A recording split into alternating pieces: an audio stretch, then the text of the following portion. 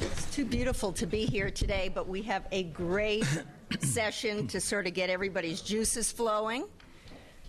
So I want to welcome everyone here to what is going to be the most interesting panel for the next few days, I promise. I'm going to say that at the next panel I do, too. That's right. That's your job.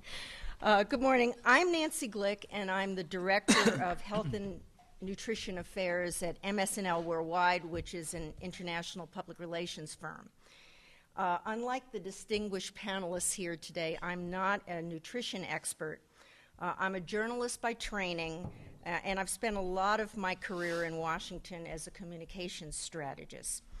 One of my first jobs was at FDA, and I was doing work in nutrition regulatory issues. And at that time, Carol Tuckle Foreman, who was the Undersecretary of Agriculture, asked an important question, which is, why is ketchup considered a vegetable in school lunches? That question, like many others, is still being debated today. When I was a kid growing up in South Florida, I rode my bike to school. I went to PE class every day, whether I liked it or not. Usually I didn't like it.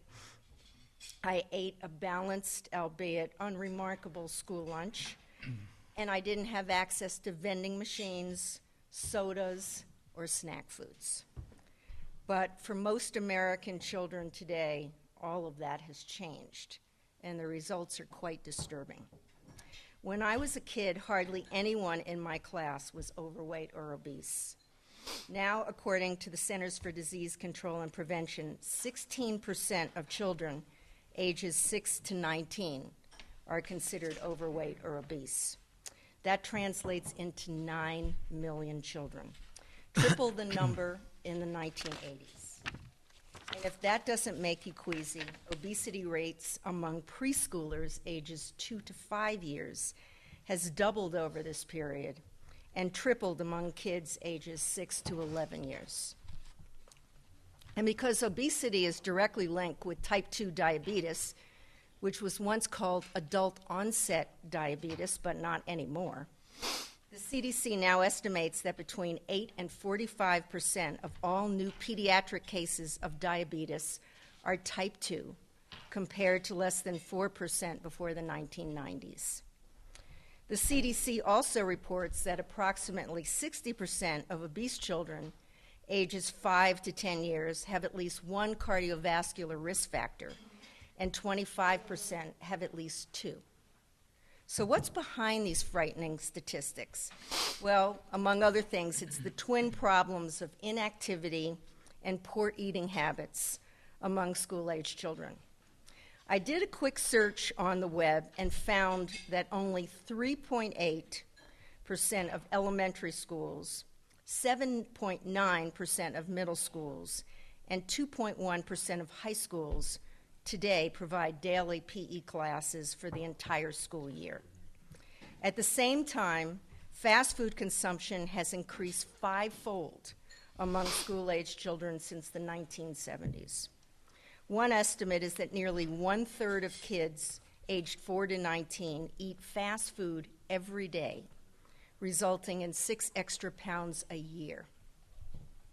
So it is very fitting that one of the critical questions for the health and nutrition leaders attending this forum is what this panel is going to try to answer today. Can schools really teach kids to be healthy? In tackling this important question, you're going to hear from 4 distinguished panelists who will look at school nutrition from different perspectives. First, you're going to hear from Jim Hill, who's the director of the Center for Human Nutrition at the University of Colorado at Denver. Dr. Hill is one of the leading experts in obesity, and as a pediatrician, he will address this childhood obesity crisis and the factors contributing to this problem, both in schools and beyond. Dr. Hill will be followed by Dan Glickman, now chairman and CEO of the Motion Picture Association, but also a former congressman and former Secretary of Agriculture. Dan will give us a 30,000-foot look at school nutrition from the federal government perspective and some insights into where the new Obama administration is heading. After Dan, you will hear from Kate Adamick, President of Food Systems Solutions in New York. Kate will speak about the history of the National School Lunch Program and the struggles food service workers face in trying to meet onerous state and federal regulations. Kate will also clarify some common misperceptions about pending legislation and the role of the food and beverage industry in defining what kids are served in school. And finally, the good news. Mardel Burkholder, the Executive Director of Children's Health Foundation in Colorado, will discuss the Lunch for Life pilot program in rural Colorado schools, which is using new strategies to serve healthy, kid-approved school meals. After the panelists speak, we will be happy to take your questions, and we hope you will ask a lot. And I'm going to introduce each panelist before they speak so I can brag on them a little more. So to get the panel off and running, I am pleased to introduce Dr. James Hill, Professor of Pediatrics and Director of the Center for Human Nutrition at the University of Colorado at Denver. The author of the STEP Diet book, Dr. Hill is president of the American Society of Nutrition and past president of the Obesity Society. Moreover, he co-founded the National Weight Control Registry, a registry tracking over 5,000 individuals who have been successful in weight loss maintenance for a long period of time. No wonder Dr. Hill is considered one of the most influential experts on healthy eating and physical activity to prevent and treat obesity. So please join me in welcoming Dr. Hill. Thanks, Nancy, and what a treat to be in Aspen. There's no better place to do something like this. Even though we're indoors, we know the beautiful outdoors is there. Well, Nancy asked me to kind of be the setup guy to sort of couch the problem. And so the first thing I'm going to do is depress you. If she hasn't depressed you enough, I'm going to depress you a little bit more. But I'm an optimistic guy, so all these people are going to come along and tell you how we're going to solve this problem. So if you actually look at measured height and weight, we believe that about a third of our kids are overweight or obese. A third of our kids weigh too much. Okay? I do a lot of media, and they always ask me, now this obesity thing, come on, is it really as serious as we hear? Is this thing overblown? Are we making too much of this? And I would argue that we're not. I take that question very seriously because we've got a lot of big issues facing society. Let's look at health. So we know that what childhood obesity does is to accelerate all the diseases you see in adult obesity. Everything you see with adults is happening earlier with kids. So we're seeing kids develop type 2 diabetes. A couple of generations ago, this didn't exist. Pediatricians don't know how to treat. They never learned how to treat this. This is an adult disease. We're seeing it in kids. We're seeing the beginnings of heart disease in kids.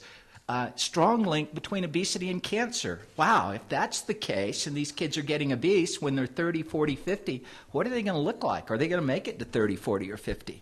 And here's one that really scares me. If you've been keeping up with the literature, there's a lot of research now linking obesity with cognitive dysfunction, dementia. Well, it's not too surprising because what happens is you affect arteries and blood flow, and so it seems to be happening in the brain. So now in the older obese people, you're seeing, looks like a little bit more dementia. Imagine what happens when you start being obese at 10 or 11 or 12. So, that's pretty depressing to think about that. That actually may not be the most depressing part. I actually think the quality of life issues may be more depressing. So we got a lot of kids that couldn't even do a short hike in Aspen. They couldn't even on a flat area here go and do a hike because they weigh too much. Their knees, they hurt, they don't want to get out, they want to sit in front of the television. I think we're raising a generation of kids that's going to have a lower quality of life than us, and that may be more detrimental in the long run than the health effects. And the sad thing is that we're sort of assigning them to this without them having a choice. So by the time they get to where they can figure this out, we've already made the decisions that have led them to be obese. So in some ways, you could look at adults and say, well, they know what they're doing. It's their responsibility if they want to be obese. But these kids are becoming obese without sort of any input, without the ability to think about it and decide what they want to do. Now, I want to touch just briefly on why this is the case. Why do we have all this childhood obesity we didn't generations ago? I see this as probably a little bit of an oversimplification, but I think we've got a mismatch between our biology and the environment. Our biology says eat. That's what we're set up to do. And guess what? We like sugar, fat, and salt. Boy, you give us that in combination, we can't resist it. And so we've created this environment where there's a lot of foods we like. Our biology says whenever food's available, eat. You never know when the next famine's coming along. The problem is we hadn't had a famine in a while, so you keep eating and eating and eating. Now, on the activity side, what we don't seem to have is this strong desire to be physically active. We don't have a biological urge to be active. Now, some of these disgusting people probably do that get out and run every morning, but for most of us, we're pretty happy sitting in front of the TV or sitting in front of the video games.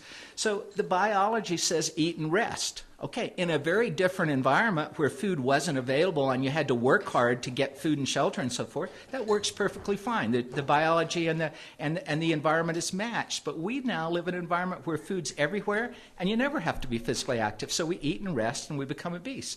In fact, in such an environment, it's amazing to me that not everybody's obese. So I actually think the people that aren't obese are very interesting. How are they coping with this environment?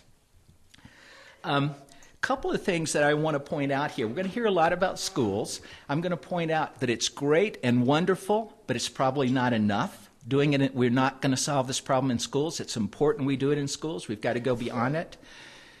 We tend to want to focus on one factor in causing the problem. Whatever it is it television? Is it sodas? Is it fast foods? The problem is, I think it's all of those, and it's going to be a lot of factors, and I think you can take any one of those and any two of those and change them, and it's not going to be enough. Not that you shouldn't do that, so don't take it the wrong way. I think we have to go after those. I believe that we're going to get more effect by making a little bit of change in a lot of different things than a lot of change in a few things. There are so many factors. It goes on, and on the food side, on the physical activity side, lots of factors. That 3 garage door openers and a TV remote. Nobody can turn on the TV anymore unless you find that you spend an hour looking for the remote so you can change the channel. So we can't get hung up on any one thing. Second thing, and I want to make this clear because we're hearing a lot about food. Food is important, but we cannot forget physical activity. I believe that if we want to be as sedentary as the American population is, and we may be just about as sedentary as you can get as a whole, you can't manage weight with food alone. Now, it doesn't mean you have to be a marathon runner, but more and more research suggests that being physically active actually helps you regulate food intake. So ironically enough, when you take overweight people and you start them on an exercise program, their food intake doesn't go up. It actually goes down. So exercise helps you regulate a little bit better. Part of the problem in this field is the nutrition people are over here and the physical activity people are over here, and there's not enough interaction. Absolutely, diet's important. In fact, diet's so critically important that it's hard to change. That's why we've got to work on the physical activity side. So don't forget those two things. Lots of factors and interplay between diet and physical activity. If we can increase physical activity a little bit, I don't think we can solve this problem. Now, what do we need to do? And this is where people disagree. I see it as kind of peeling back the levels of the onion. First of all, you have to appreciate that our biology is promoting obesity. Our biology encourages us to eat. So if you're going out there telling people to restrict their food intake, you're fighting very, very powerful biology. It's why diets don't work in the long term. People go out, they food restrict, they lose weight. Guess what? You get hungry over time, and you can't manage that food restriction. You eat and you regain the weight. So we have to recognize there's some pretty strong biology going on here. We have to recognize that the need to be sedentary is pretty strong. So if you have kids that spend a lot of time watching television and playing video games, you have to understand that's pretty powerful. We have to oppose that with some pretty powerful incentives for getting them to be active. And just saying, it's going to prevent diabetes or a heart attack is probably not sufficient to get them to give up watching TV or playing video games and go outside. The point being, we've got some pretty strong biology to overcome if we want to help kids change their behavior. So first is recognizing biology. Second is behavior. Interesting enough, if I polled people in this room and said, tell me the 3 behaviors we should change to solve obesity, we'd probably get a lot of different answers. Some people would say get rid of sodas, get rid of fast food, increase activity, don't eat carbohydrates, don't eat fat, on and on and on. So even among experts, we still struggle to say what are those behaviors that we want to change. And that's still a challenge for us. But then going beyond behavior to the environment. It's very hard in today's environment. Now, we're in Aspen, and we forget that because Aspen is probably a place where it's as easy to make the healthy as the unhealthy choice. And in fact, that's what we need to do with all our communities. But in most communities, it's easier to make the unhealthy choice than the healthy choice. So you go out, you're driving down the street, and you want something to eat. Well, you got fast food, fast food, fast food, fast food. Okay, you want to be active. You're in an environment that doesn't make it easy to be active. So what do? If the environment is the problem, you change the environment. That sounds pretty daunting, to change the environment. Or you help people manage better within the current environment. And those aren't mutually exclusive strategies. I think we have to do both. Nancy mentioned the National Weight Control Registry. These are people that have kept weight off for a long period of time. I can tell you their behaviors, and it wouldn't surprise you, but when I tell you how they've modified their environment, they've changed their job, they've changed their friends, they've changed their spouse, they've changed their career, they've changed where they live. So they have sort of modified their own environment. So I think both strategies work, change the environment and work better. But finally, I think it's a societal issue. We've got to change our communities to where it's as easy to make the healthy decision as the unhealthy decision. That isn't easy. We're fighting powerful biology. We've got to look at incentives. We've got to look at education, etc. Now, I know this isn't a big idea session, but here's my big idea, that it's going to be communities where we do this. Schools are critical. We can't do it without schools. And everybody that's doing schools, I'm not criticizing what you're doing, but we've got to go beyond schools. I just reviewed all the prevention data from schools. There's a Cochrane review that concluded that there's little or no evidence that any of these are really working to prevent obesity. Doesn't mean we quit doing what we're doing. It says that we've got to branch out to others. So my big idea is, let's create a model community for maintaining weight. Let's look at everybody in the community playing a role. So Dan, the movie theaters and the trailers talk about health and wellness before the movie. So that's my big idea. Excellent. Well, thank you. And for those who came in after we started, we're going to listen to the 4 panelists, and then we're hoping that you will ask lots of questions because this is going to be a very dynamic discussion. So the other gentleman on the panel is my namesake, Dan Glickman. We were married, but then we divorced in order to lose weight. Exactly, exactly. He kept the man, I just took the Glick. As they say, Dan is someone who needs no introduction. Before being elected to Congress in 1976, Dan was a trial lawyer, and I didn't know this. You were the president of the Wichita, Kansas School Board, so he has a reason to talk about schools. He then served 18 years in the House of Representatives and was a member of the House Agriculture Committee, including 6 years as the chairman of the subcommittee that had jurisdiction over most federal farm policy issues. From 1995 to 2001, Dan served as President Clinton's Secretary of Agriculture, where he modernized food safety regulations and focused on improving our nation's diet and nutrition and on fighting hunger. Dan then spent 2 years as the director of the Institute of Politics located at Harvard University's John F. Kennedy School of Government. And now, as many of you know, Dan has the dream job of having the Motion Picture Association of America, where he is serving as chairman and CEO, a job he's had since September 2004. So I would like you to join me in welcoming my namesake, Dan Glickman, to talk from the 30,000-foot perspective. Thank you. First of all, Jim, I thought your presentation was terrific, and I agree. I made a few remarks yesterday, and I said it was the old John Maynard Keynes line, for every complicated problem there is a simple and a wrong solution. And that is absolutely true in this, both with respect to how you address it from a macro level as well as the science and everything else. I mean, there's no one diet that fits all.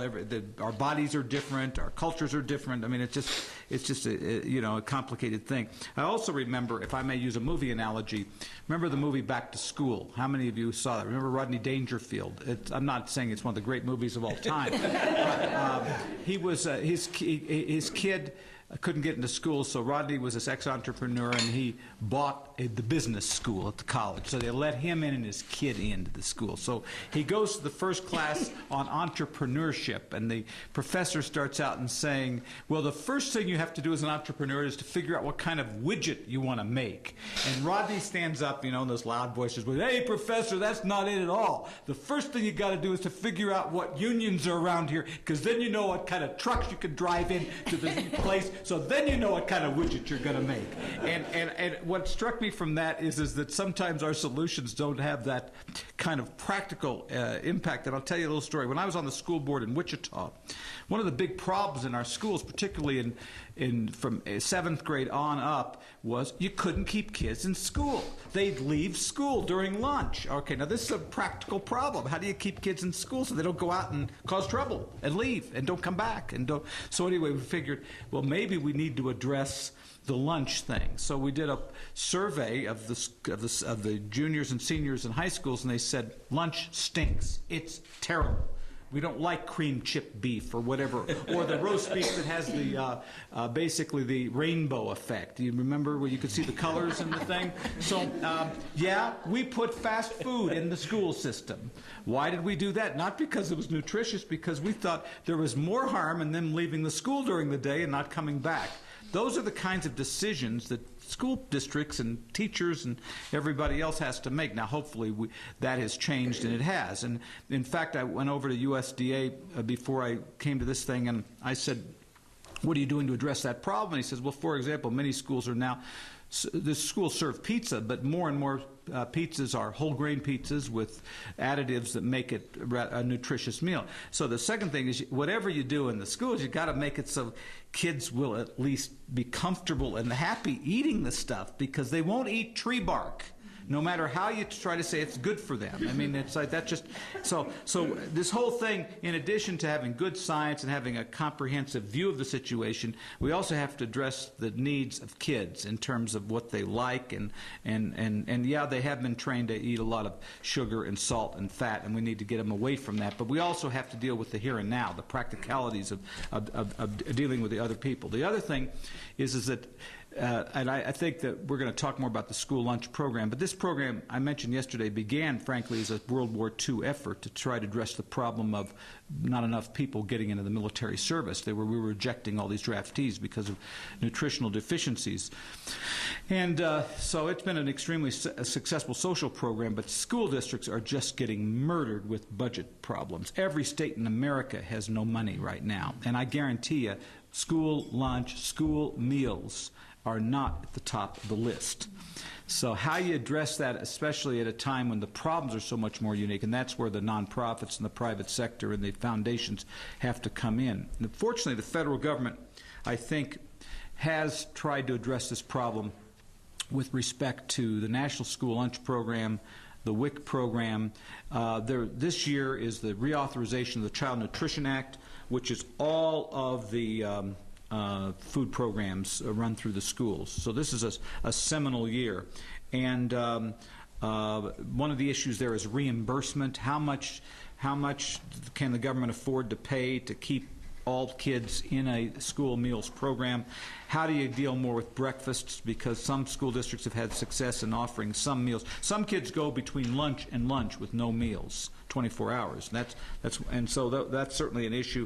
And how you improve nutrition standards in the schools. And one of the things that the legislation does is grants the Secretary of Agriculture the authority to regulate the sale of all foods and beverages on school campuses, including vending machines and cafeteria items, which I think will be healthy as we try to deal with this problem of the school vending and a lot of this is done primarily for financial reasons for schools, because the only way they can raise any money to do their programs, because the state budgets are being cut, so they have to raise the money from the vending machines to do art and physical education and music and that kind of stuff, and how we kind of move them off that treadmill by giving the secretary and the government, more authority in this area. But so, I mean, obviously, there is a great interest in the school side of the picture because it's important. We feed probably about 35 million kids every day through our school lunch program. Far less than our breakfast programs have after-school programs, but you have to, even though schools aren't necessarily the only part, they are a key part of this. It's one place where you have every kid virtually in America goes to the public school system, and we're also modernizing the WIC program. We've made them eligible to participate in farmers markets, and as well as for adding fresh fruits and vegetables. The Department of Agriculture has done that. So I think there is an interest in doing it. The second thing I would say is I mentioned before about the school food service people, the people who are involved in helping kids with school meals in schools most of them are not trained in nutrition. Most state boards of education do not require any nutrition training for their teachers at all.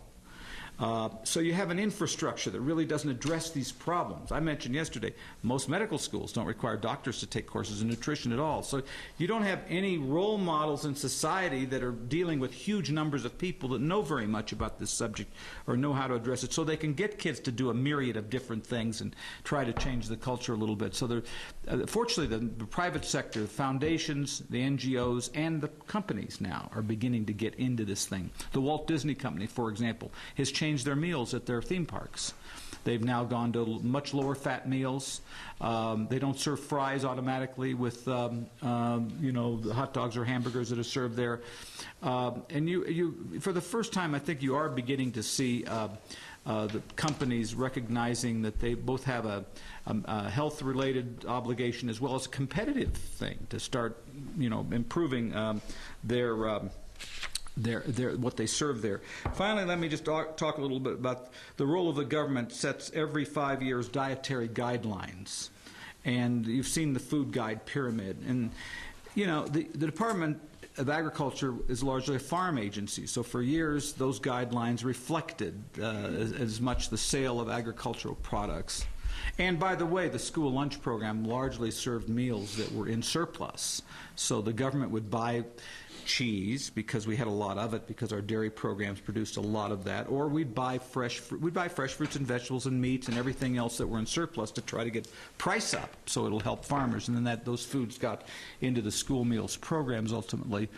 I think that there is the recognition. The Obama administration clearly recognizes that we need to improve upon that and add nutrition as a component in those particular programs. And I think you'll see the new dietary guidelines, which will come out in 2010, will reflect a more modern science about foods, and that not only for children but also for adults as well. And finally, let me just talk a little bit about the media. And there's no question that our culture is different. Even when I was first married and my wife and I had two small kids, my kids walked to school in Washington, D.C. every day. We didn't even, and they took the public bus.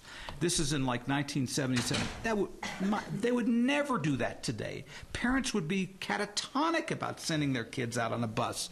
I mean, and I sound like I'm 125 years old, but I mean, the truth of the matter is they don't do it because they're scared that the kid's going to be picked up and subject to some form of criminal action. And so, our society is just a lot different than it used to be. It goes back to Jim's point. Why don't kids, aren't they outside as much? Part of it's television, part of it is, but part of it is because we have gates around our lives anymore for a lot of different societal reasons. And so that's why the subject is so very complicated, and you do have to address it from a multifaceted way, or else it will not work, I don't think. Thank you. I'm going to take questions after the panel speak. So our next speaker is going to shake things up a little bit. Kate Adamek, president of Food Systems Solutions in New York City. In this post, Kate consults with local school districts, hospitals, and retirement communities in institutional meal reform, including how to improve institutional food and develop local and sustainable agriculture systems.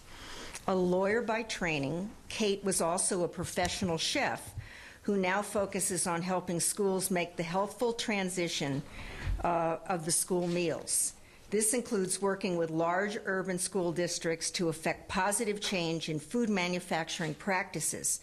For example, she successfully led a multi-tiered, multi-agency effort to improve the eating habits, health, and academic performance of New York City's 1.1 million public school children by incorporating more locally grown fruits, vegetables, and whole grains into the school lunch program. Kate is also working with the Berkeley Unified School District in California and the Cherokee Nation in Oklahoma, to name just a few of the groups she's working with. With this kind of track record, it is no wonder that Kate is a frequent speaker on institutional food systems, sustainable agriculture, and childhood obesity issues. So please join me in welcoming Kate to today's panel. Good morning, everybody. I don't know if my mic works, and I'm having some allergy issues, so tell me if I need to speak louder. I absolutely agree with a couple of things that that the previous speaker said. I completely agree with Jim that this problem is not going to be solved purely by looking at schools, that this needs to be looked at in a more holistic manner. The whole community does need to get involved.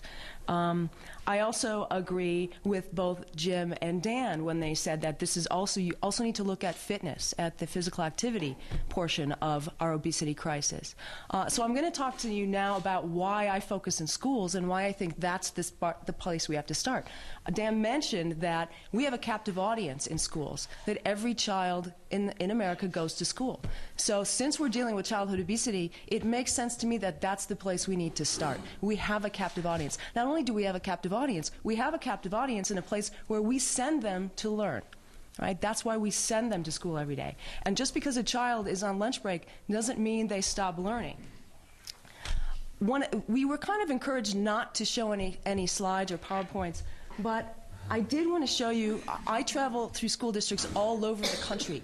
I do this full time. Unfortunately, my big guilty conscience is about how many frequent flyer miles I have and the impact on the climate. But this is what I see. Even though soft drinks are not legal in schools anymore, this is what I see. They're serving this other stuff and they're branding it in those packages. Using cartoon characters. If you can read those ingredients, and somebody mentioned yesterday they're in order of amount in a product. Sugar, sugar, sugar. 3 of the first 4 ingredients are sugar, and if you keep going down, you see some more. In fact, down there, I once had a 50-year-old tell me that he no longer eats anything that rhymes with gross, and we didn't know what that meant. And then he said sucrose, fructose, glucose, all of those things, and he was right. So more. This is what we serve in schools. This is what I see in schools.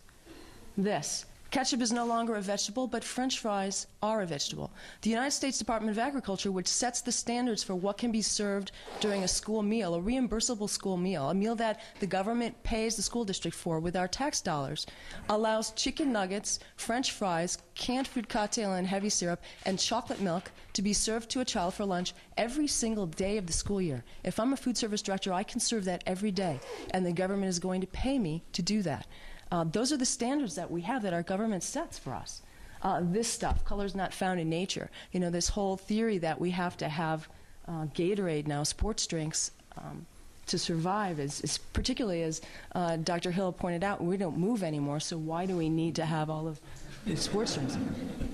More colors not found in nature. This is yogurt. I had the food service directors, and this is a very common product in schools, this particular brand of yogurt.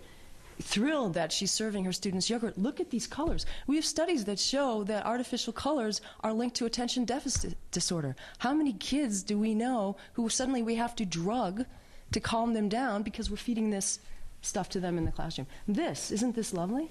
Now, not only is this here, but this is here. The USDA hosts commodity food conferences or sort of food shows around the country every year. And this is the stuff that they're encouraging food service directors to buy. Corn, isn't that nice? Instead of chicken nuggets, you can substitute out corn dogs. These also meet the same requirements. This stuff, food now that comes prepackaged completely. Government actually is, I've been told by somebody at the USDA, not you, Dan, don't worry, that they're actually very happy with these products because they're never touched by human hands. A machine manufactures it, a machine puts it in the plastic bag, the plastic bags go in a box, the box is frozen, it gets put on a truck, it gets delivered to the school district, the food service workers take it out of the box, put it in the oven in the plastic bag or in the foil wrapper, comes out, they serve it on a tray, the kids are the first ones to touch it. I don't even have the slide here to show you of what's inside, but it kind of looks like something the cat ate yesterday. Unfortunately. And then, and corn chips, those count as a grain in our system right now. And here's the pizza. This is all over the place. This is all over the place. So while somebody sitting in Washington may think that the standards have changed and that there are schools that are now serving whole grain pizzas, there are definitely schools, but the percentage of schools that have been able to change what they serve is so small. The cookies that are, it's actually bigger than my head, but I couldn't figure out how to take per a picture. student gets a cookie that size? They get it. And not only is that an issue because of the portion size, but when I hear from a school district that they don't have enough money to serve fresh fruits and vegetables, and I see how much money they're spending on this stuff, it's the first place I can look to and tell them, you know what, cut that out. The kids are going to get that after school anyway when they run to the convenience store, or they're going to get it at home. And so why are we serving it to them in school too? Chocolate milk. There's so much sugar in chocolate milk. There's more sugar per ounce in chocolate milk than there is in soft drinks. I have a colleague who calls it soda and drag. When you add up all of the calories, if a child consumes a carton of chocolate milk every day over the course of a 180-day school year, over 8 years of their elementary school education, think of those calories and think of those pounds that are going on, and think of how many more of those kids are going to end up in Jim's office and his colleagues' offices. And this, when a school district tells me that they have salad bars, and this is what their salad bars look like, shredded lettuce treated with chemicals to keep it from turning brown, comes in a plastic bag, canned fruit and canned corn, and this is their salad bar, and they're serving it with chocolate milk, you see up there. Very proud of this program. They were very proud of this program. And this, I don't even know what that is. But that meets the reimbursable. Because in a school lunch, the government requires a school to serve a protein, a grain, a fruit, a vegetable, and a milk. Those are the 5 requirements. A child needs to take only 3 of those to be a reimbursable meal. This is a reimbursable meal. The government pays for this, and this is what is an acceptable meal for a child to eat. So, I know we don't have a lot of time, and I can talk about this for hours, honestly. As Dan said yesterday and again today, the National School Lunch Act was signed into law by Harry Truman in 1946. In direct response, as he said, to the malnourishment of our population then, as a result largely of the Depression era and not having enough food. I always say when I speak that I hate the N-word. I never use the N-word. I do not like nutrition. I don't use the word nutrition. I like the F word. I use food. And I think, again, we weren't supposed to mention big ideas, but my big idea is we have to reintroduce the idea of food and stop talking about nutrition, because all of these things that you've seen have met the nutritional guidelines. Some of them are in the competitive food arena, so they're not eligible for reimbursement for the government, but if a child has the money to go into school and spend money out of their pocket, they can buy a lot of these snacks, like that cookie, for example.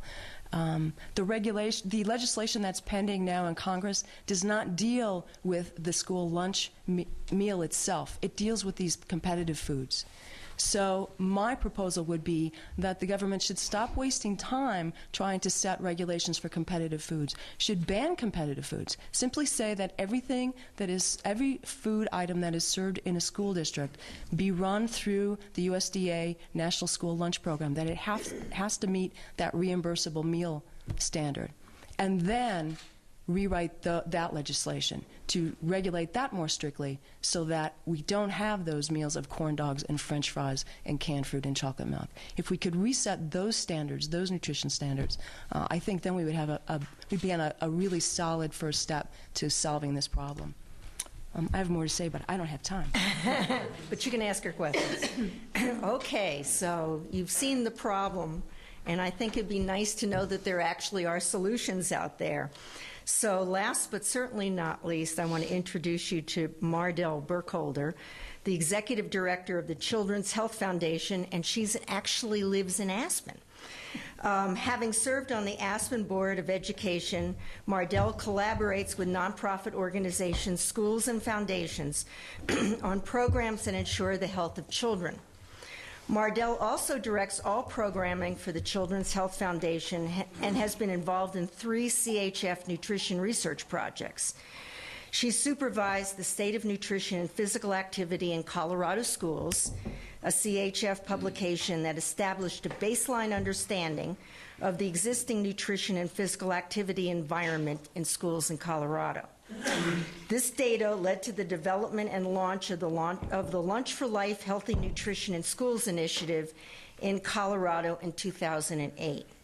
Currently being piloted in Colorado's Garfield RE2 school district, which will tell us what that means. This program has already produced significant changes in the children's excitement about learning, an improvement in their behavior, and an enthusiasm about eating school lunch. Mardell is going to explain what went into the development of this pilot program and the lessons learned to date. So please welcome Mardell. Well, what's happened is she's introduced probably the primary thing that got us started, and these books are handouts for you if you'd like to take with you. This was a study that we actually did with 20 schools in 3 rural school districts that are in this region. It basically was to look at what the baseline understanding was of what existed, and we were able to find that it is true. Exactly what Kate was talking about is what was being fed in schools. And you'll see that statistically there's a higher rate of obesity in rural areas than in urban areas. And as a result of that, we decided that's where we would start placing our efforts. So the Children's Health Foundation has taken the challenge to help find innovative solutions that we might improve children's health and its impact on education and on society as a whole. Bottom line, you've heard the kinds of foods that children are being served, and the sad reality is that foods are highly processed, they're high in fat, they're high in sugar, and it's just a matter of this is what they're getting every day. A lot of students have breakfast and lunch at school, and that's all they get. They go home, they have nothing else to eat. And so if they're going to be fed during the school day, that's the time when you want to try to make the impact. So ideally, children should get 1/3 of their total daily energy requirements and a major share of their recommended nutrients from school lunch. So I find that it's really important that everyone, no matter where you live, that you start to look at what's happening in your school lunch programs and see if you can't make some changes. Now, unfortunately, one of the simple, most important things that we found in this study was that the a la carte items or the competitive food programs needed to be taken out. What happens if students come with a very limited amount of money to school and they spend it on all the junk food, they don't even get to the lunch. So that's even worse than if they're just having the lunch. So we tried to talk with schools about getting rid of those junk items, of the soda pop and of the vending machines. And our kids are not just getting fatter, but they're really not learning about nutritional choices. So education, to me, is the key. You have to start at least at elementary school. If you're not able to get into middle school and high school, your first choice should be at the elementary level.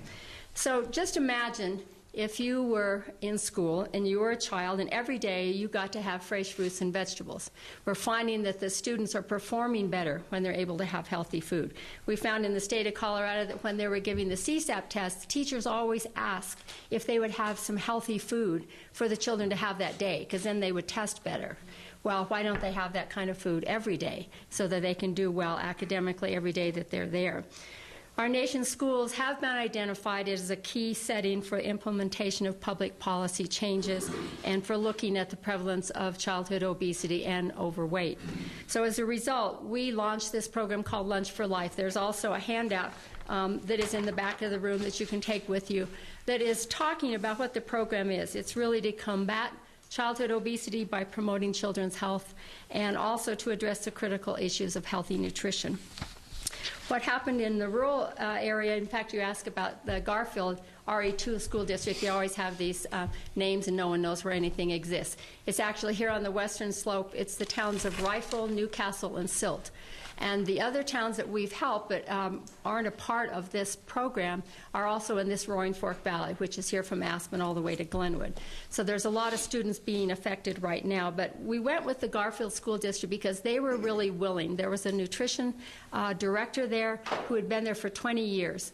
And she said, I'm definitely making changes. I want to make further changes. So we brought Kate Adamek in. She came and did a school food assessment at all the various schools. There are 10 schools. And this nutrition director said, we're going to change all the schools. We're not going to just start at elementary. We're going to do it everywhere. And we're going to make the change and do what's best for children. So this last year, they eliminated processed foods from their breakfast and lunch menus. They introduced salad bars to all the elementary schools. And one of the things that will happen this next year is we'll introduce it also in middle and high schools. Some of this becomes a question of what Dan was talking about. How do you get the funding to help a school district? Nonprofits and foundations really need to step up to help with the infrastructure part of that. And the Colorado Health Foundation in Denver has been a big supporter of ours last year and with a grant again this next year to do our second year comparison. But they have freshly made salads. They eliminated all the a la carte items, eliminated chocolate milk because of the sugar content, and that was the only place that they had any kind of controversy. The kids sort of got up in arms about where was their chocolate milk, and why couldn't they have it back? And so they had to go have a meeting with the people at the school. And it's interesting because Sue Beecraft, who is the director of nutrition there, said once she met with the kids, and she gave them a demonstration of how much sugar was actually in there, what kind of effect it had on them. They were fine with it. There was no problem. We always think that maybe with children we underestimate how smart they are. They really get it. So that happened, and we went forward. They're cooking from scratch all of their meals in the schools. And a key factor in this, and probably the most important thing in the success of it, is the fact that they had a 3-day training with a chef educator from New York that came out and worked with them last fall before they started this new program.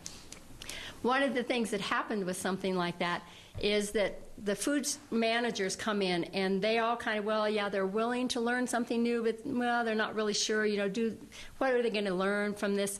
They get in there, and this person is so engaging that they immediately find that they really don't know how to organize. I think there was a speaker last night that talked about organization of what's going on is one of the most important things. Well, they learn how to spend their time when they're in the kitchen preparing. They learn how to chop food and how to prepare raw meat safely. Instead of chicken nuggets, they're ordering raw poultry from the USDA. So they're getting products in that they have to cook. They learn how to roast vegetables. These are all new things that when these people finished, they were so proud that they were willing to look at themselves as chefs. And they were not thinking that they were chefs when they went in because they didn't have that training. So they're proud of themselves. They go back to their staff. They pass it on to them. And this year we're doing a 4-day training, and all of the food service people are coming in that are working with them to be able to do it. I know. Are you showing something too? Yes. Sarah, I'm showing pictures of it. That's good. She's my backup person. No. So when they do this, one of the things this year we'll be doing as well is having a junior chef day. And we'll be teaching 2 local chefs with the help of this person who is the expert in doing it, how everyone can participate in some way in preparing a big meal where all the parents come in too. And, little kids are going to look at it and say, wow, that's my soup, but I cut that carrot. And so these are things that they're going to learn and take pride in. They replaced iceberg lettuce. It's hard to believe that iceberg lettuce is still around everywhere, which has no nutrient value at all. But they're all healthier greens now that are being provided for the salad bars. And they've reduced the amount of waste from the products that they were getting and throwing away now where we have trays, and they're actually cleaning those. So adjusting commodity orders and using local food produce where possible, and some of what we're doing is investigating also launching a food co-op for the schools to be able to save money and to have locally grown foods. I guess that the main thing to think about when you're going forward with this kind of a program is that students really take it on. They learn about what's healthy. They learn about vegetables they didn't know anything about. We visited one day, and they make all their own whole grains and all their breads now, and so the pizza was homemade, the crust, and the little boy asked what the green stuff was. And so I looked to see, and I said, well, that's broccoli. And he said, oh, can you say it again? He didn't know what it was. He'd never seen it. And these are things that we take for granted, that everyone knows what broccoli is. There was a radio program where they did an interview with some of the kids, and they had never had snap peas before. It was the most exciting thing because they thought it was really fun to be able to know these new vegetables and then to eat them. And then what they do, Dave Smucker, who's the superintendent there, told me it's the only time that they've had a change in a program that they've not had any complaints. He said nothing but positive response. The teachers are now eating more of the school lunches because they're good school lunches, and there's no reason to leave campus for high schoolers either. We have one high school that's being redone, and when it's completed this next year, then we'll look to see if it increases there as well. They don't have closed campuses at most high schools, so it's hard to keep kids on campus if they think there's fast food close by. So if you start early and you teach children what's healthy and you give them choices like that, the a la carte program, we did a taste-a-thon, and when we provided healthy snacks for them, the kids chose those, and they didn't lose money, because I know we talked about it being a revenue generator, and people aren't willing to get rid of those junk food and a la carte programs. That wasn't the case in the middle school program. We had 5 schools that we actually did a research project on. They didn't lose money. We're glad to, because we had promised that we would back them up if they did, so we're very pleased that it was successful. So in summary, I think I'd just like to say that it's clear that traditional strategies really have proven ineffective to stem the rise in obesity, and it's a problem that exists from the health standpoint with undernutrition and overweight students. So a revised school nutrition program like this is possible anywhere. It can happen. It needs to have support for someone starting and going through the process with them on how to do it. So I would encourage you all to take a look at what's happening in your area, and just to start like we did with one small school district, make that a pilot program, which we hope to be a template to take throughout the state and throughout the nation. Thank you. We have a very short period of time, although I'm willing, if we can get this cart to go 5 minutes beyond, because we started late. So we'll take your questions. Make them short, though. I'll start with you. I just wanted to know, you said about a third of children are obese, and you talk about a holistic approach in the community. For every child that's obese, is there a parent or caretaker who's also obese? Yeah, so usually it is. There's both a genetic component and an environmental component. So if you look at most overweight kids, they'll have 1 or 2 overweight parents. So it does run in families, both because families share genes and families share the environment. And it makes one of the points that I meant to make is it's great to talk about childhood obesity, but kids are obese for the same reason adults are. And so in some hand, the causes and the solutions for kids and adults are really pretty similar. Yes. So I work with children in UK, and I've also worked with children up in Harlem. And so we talk about PE and we talk about recess. PE and recess are the 2 things that are constantly going from the curriculum. And there was a very nice study done out of Albert Einstein about recess and ADHD and physical activity, and it's a very nice study. But you were talking about safety. Safety is a huge issue. I had a mom who said, a kid came and said, I want to play basketball so badly. And that mom was afraid to let that kid go downstairs to that basketball court and play basketball, because that's where the drugs were, that's where they recruited for gangs. So I think we can talk about PE, but we also have to make it possible. You know, I got her a Y. I think you're right. I think, again, when we peel back the onion, what are the reasons for this? There's safety issues. Dan talked about it. There are communities where you don't want your kids playing outside. You'd rather be in front of the TV and get overweight than to be outside and be unsafe. So this is, again, I don't want to overemphasize the complexity of this, but it is pretty complex, and that's why we have to target it at different levels. I think there are some innovative communities where schools are being the safe havens. They're being open after school and weekends, and they make it safe. I think we're going to need some really innovative thinking. I think the stuff you just heard about is innovative, but we're going to need lots more innovating stuff. It's more than just the behavior. It's what's underneath the behavior that's supporting it or not supporting it. Can I just may add, too? Our public schools in this country are under such enormous stress, it's unbelievable. And it's not just PE, it's everything. And it's not just Harlem, it's the small community in western Colorado as well. And PE and the arts, get virtually no attention. And, and part of this is accentuated by the differentiation of class that we have in America between high-income people and then everybody else in terms of what's going on in their lives. And I do think that the new Secretary of Education, Arne Duncan, who was a superintendent of schools, recognizes the value of PE as part of the total curriculum. Yes. Yeah. I'm going to try to get a few more. There was a gentleman over here. Do you still want to ask a question? I would like to address some of the comments Mr. Glickman has made. He was mentioning the extensive contributions that governmental programs make to school lunches and so on. I'm wondering, why can't we back it up and develop lunchbox programs that involve parents and children carrying lunch to school? Why can't we have principals, nutritionists, food experts, make recommendations as to the types of things that can be carried in the lunchbox and start up that? I guess, is there? No, I'm The issue would be that the government funds lunches for children whose families cannot afford to buy their lunches. That's what created the program. So while your concept is, I think, would be a real legitimate one, you would then have to figure out how to fund those families on an individual basis.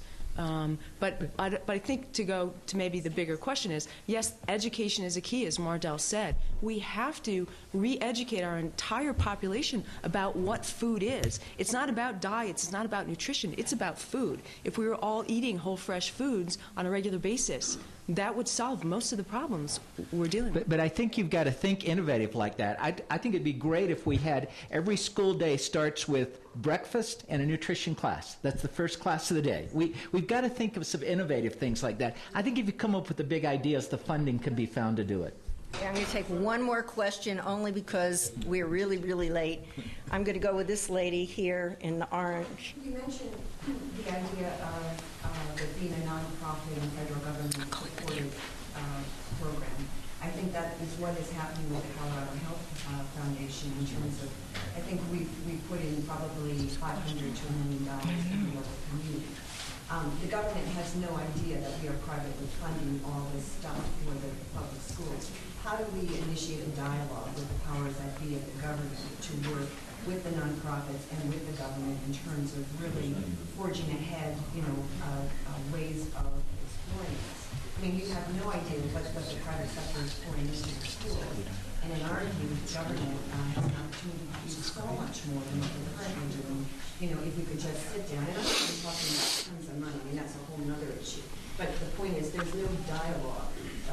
There's no vehicle to talk between. Well, actually, I think there's an optimism there. I think the new administration is attuned to these issues. I don't know exactly what dialogue is going on, but look at the Clinton Foundation, the Gates Foundation, the Buffett Foundation. Those are giant ones. Then you've got lots of mid and smaller ones that actually are engaged on a direct dialogue basis with state boards of education and local school districts.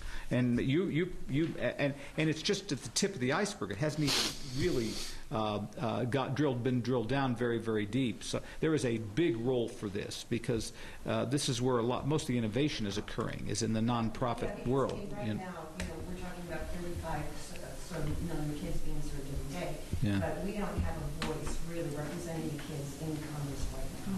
I mean, all the organizations that you mentioned were not exactly on a mission in terms of all of agreeing with the kids should be treated. But you've got to voice directly to your congressman. You've got to voice directly with your school district, your state board of education. We don't have a lobbyist representing the kids. No, but you don't necessarily need it. You're the best lobbyist there is. And, you know, I'm going to do a timeout only because there are other folks coming in. I told you this was going to be a hot session. All right. So please continue the conversation offline, and we thank you very much, and we hope that we got you, your juices flowing.